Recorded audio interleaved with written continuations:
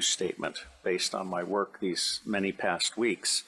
And I want to just say that as a parent and as a patriot, I'm absolutely outraged by what we're allowing to happen to our children. Humanity is judged on how you treat the weakest member of the society. Let me say that although pedophilia, which says child love, has nothing to do with the abuse of children, these children are not just kidnapped and in some cases bred by families as a cash crop. We have people in the United States of America that breed children in order to sell them.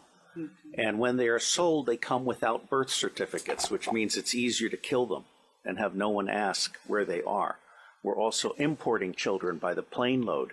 Again, children who have no documentation. It's not just child slavery or child sex abuse. It's also child torture, because you have adrenalized blood. You have the whole blood drinking ceremony of the satanic world. It's also the use of children for harvesting body organs. We'll have the Falun Gong testimony tomorrow. One of the reasons that the Falun Gong are so popular is because they're so healthy, so that you can harvest their body organs and get the very best. And then you have ritual ceremonies and ritual murder, as well as incidental murder. But I know the system. I've been a spy all over the world. I have created the Marine Corps Intelligence Command. I have trained intelligence and law enforcement representatives, over 8,000 of them from across 66 countries. They're all, without exception, good people trapped in a bad system. And one of the most wonderful things that this court could achieve, now that we've had Pizzagate, for example, which opened people's mind, is we could achieve an opening of the public mind and an absolute imperative from the public to governments, including the U.S. government, which I think is the center of gravity in so many ways. I have found in my research in preparation for this court and all of the work that will follow that most organizations that end up being used to prey on children, Oxfam is a recent example, all of the United Nations organizations, the Boy Scouts of America, all of the child services agencies across the United States of America, they did not start out as organizations to prey on children, but they attract pedophiles. And ultimately, pedophiles end up rising in the ranks and controlling those organizations, so that an organization that initially started out in the service of children becomes an organization that is in fact hunting children. And one of our distinguished commissioners has written an absolutely wonderful book called Child Hunters, which I recommend to all of you as a brief on this. Now, it's not my working assumption, but the working assumption yet to be proven that the totality of the children disappearing worldwide is toward 8 million people, toward 8 million children. In the United States of America, the acknowledged number, not counting the children being bred without birth certificates, not counting the children being imported without documentation, is between 600 and 800,000 a year. Now imagine Africa and East Asia and all these other locations. I personally believe that the number we want to try to document is rising well beyond the official figures, and we have yet to learn what the actual number is, okay? The other working assumption is how long do these children survive within this system? What I am hearing from the witnesses that I've talked to is 2 years. It may be longer. It may be 4 years. It may be 6 years. But by and large, these children are so abused. I mean, we're talking rapes by the hour and so forth, that they reach their expiration date within 2 years. And then they're murdered with impunity, or they're ritually murdered if that's what they've been bred for. So I think we need to document this. No one else has done this before in a systematic manner. This commission is rendering a signal service by seeking to do an overall view in the public interest. This will be a massive, massive undertaking. And while the preliminary attempt is to do a 6-month to 9-month endeavor, subject to funding availability and the availability of witnesses and also prisoners.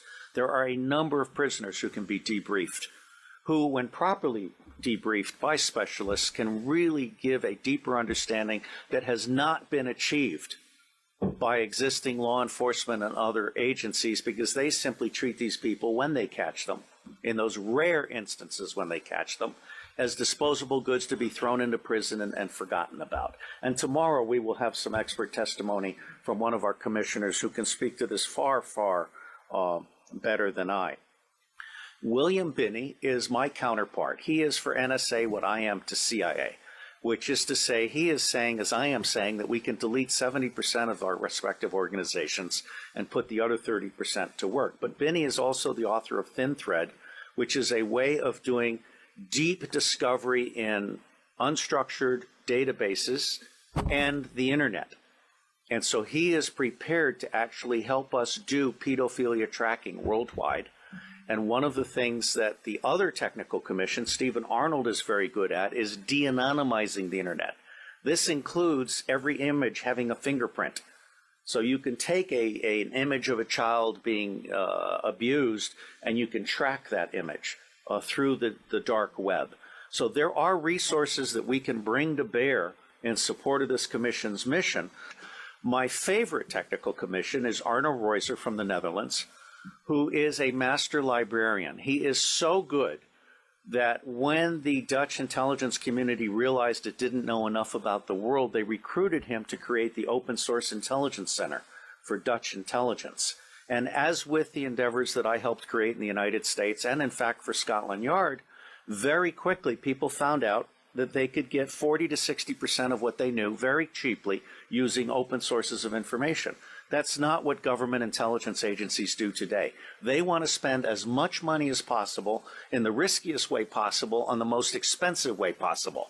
They're not actually there to do decision support or answer questions. So I believe that Arno Reuser is capable of creating the world's first digital library on pedophilia. And this would be a multilingual library to include local dialects. And it would be a library that would then end up being what we call a magnet for walk-ins. We want to have a very professional ingestion system so that people can volunteer to provide expert witness to the thing, or they can volunteer to offer up their papers. There are a number of pedophiles now who are actually ready to turn over their diaries. All right, so I think we're actually doing something really, really huge. My final comment. The center of gravity for taking down the deep state. Pedophilia is both the induction glue. Pedophilia is how the deep state recruits and controls people. It is also the Achilles heel of the deep state. I believe that once the public realizes that the government is not protecting their children at a scale of vulnerability that we can articulate, then everything else about the government is called into question. All right? So for me, this is a truly righteous endeavor. And I will end by saying that as much good as it might do to get the British angry, for me, the center of gravity for change is the American public. Because if you can get the American public angry, we will stop supporting dictators overseas. We will close all of our military bases overseas. I am on record as a former CIA operations officer saying that our 1,000 bases overseas are not there for national defense. They're there to serve as lily pads for the smuggling of guns, gold, cash, drugs, and small children.